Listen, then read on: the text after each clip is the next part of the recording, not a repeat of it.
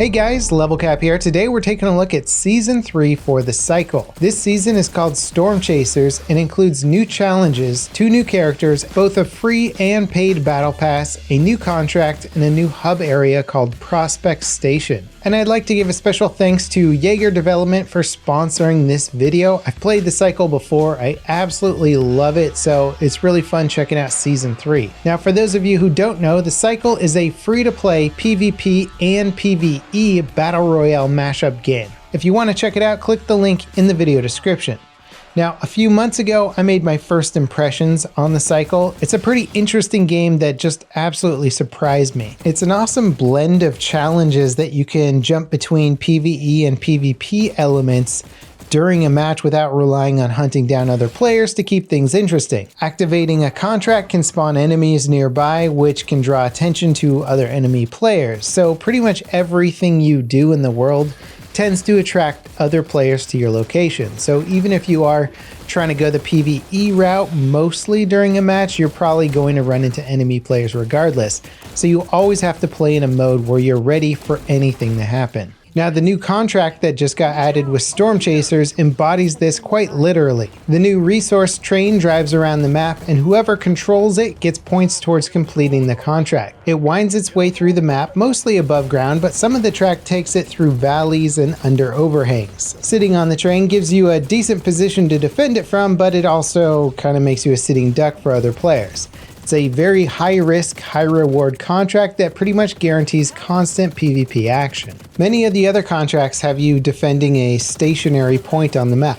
Other players nearby might try to intervene, but the majority of players spread around the map may be busy doing something else and probably ignore you. The same cannot be said for the resource train. Even if other players are occupied with their own contracts, the train will probably drive past them at some point. It's basically the PvP ice cream truck rolling through your neighborhood. Once you take control of the train by interacting with its console, you can either stay on it, fight off players from a distance, complete other nearby contracts, or just leave it and hope nobody manages to take it back. I managed to capture the train while playing a quads match, and it was non-stop action for most of the game. Now, to win a match of Cycle, you have to outscore the other players. All the contracts you complete and players you kill count towards your overall score, so you can spend an entire match just constantly grabbing contracts, or you can hunt down other players. When downed, players drop a battery that they have to collect to respawn if they die again. If you manage to wipe out another player, you'll have a better chance of ranking higher than them at the end of the match. Of course, you can't just kill everyone to win a match, you also have to evac. At the end of the match, a dropship will spawn. You have to clear the monsters from the landing pad and then defend yourself against other players trying to evac.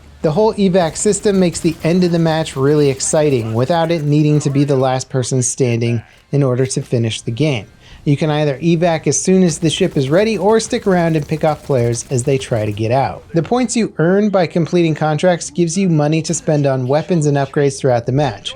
As you level up your character, you earn points that you can spend on different weaponry that can be called into a match. Prospect Station serves as the hub area where you can change your character's loadout, appearance, and socialize with other players. The Battle Pass vendor is also located here. They'll show you the progress you've made so far and all the daily, weekly, and seasonal challenges you can complete to level up the pass. And while in the hub world, you can also hit Q to use a quick access menu that lets you do all this stuff without actually having to go to the vendors. So, what do I think about the cycle now that it's got all this crazy new stuff that Season 3 added? Well, in a nutshell, I think it's a significant improvement to the game. Before Season 3, matches seemed to be weighted more towards PvE contracts than anything else. And honestly, that's fine. It's not like you can't win a match in Season 3 just doing contracts, but for the people that really enjoy the PvP elements a little more, the resource train really opens that option up for them in a more meaningful way. It adds a constantly moving focal point that attracts other players and offers a pretty decent reward. Like I said, when my squad captured it, it was non-stop PvP action. That's something that felt like it was missing a little bit from the game before this season kicked off. Now, when it comes to general gameplay, optimizing how quickly you earn points is basically the cycle's core meta. In my experience with the past 2 seasons, it always seemed like focusing on medium-sized contracts like difficult resource extractions or area control missions was the way to go. Mixing in a few kills you get when other players got drawn into the activity kept the combat flowing, but it wasn't necessarily the core focus of point generation. The resource train essentially adds a new PvP-focused path to getting to the top score in a match. The train itself gives you points, and all the kills you get defending it gives you a big point boost. But just because the train is there doesn't mean you have to utilize it. You can still do just fine in a match completing the typical resource contracts and PvE stuff. If anything, it makes those contracts a bit easier to complete because other players will be more inclined to go after the train and ignore you. It'll be interesting to see if this meta shifts around to accommodate for the resource train contract. Now, most Battle Royale games tend to struggle with pacing by their nature. Usually the objective is solely to get PvP kills. The cycle pads out that time between fights with stuff to do that's actually valuable to you as a player, while attracting other players to the fight. The longer TTK of most weapons and maneuverability of your character also means that you can escape a fight gone bad or survive against multiple enemies in a pinch. Upgraded weapons can also give you a pretty big advantage, and you just buy the upgrades as you earn credits for them. There's also crates that can spawn weapons during a match, but you can make do just fine with your shop weapons for the most part. I also like that the developers didn't feel it was necessary to make another shrinking map concept for a battle royale. This works out perfectly, especially if you don't feel like doing much PvP stuff in a particular game. You can stick to areas of the map that other players are avoiding and keep to yourself while completing PvE contracts.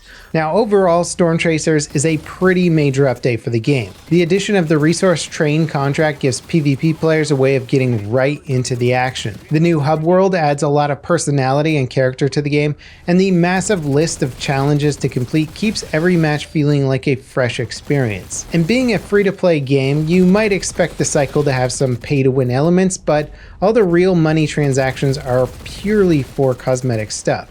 If you're interested in this game, be sure to check it out via the link in the description. Thanks again to Jaeger Development for sponsoring this video. Let me know what you guys think of the cycle in the comments down below, and I'll see you guys next time. This is LevelCap signing off.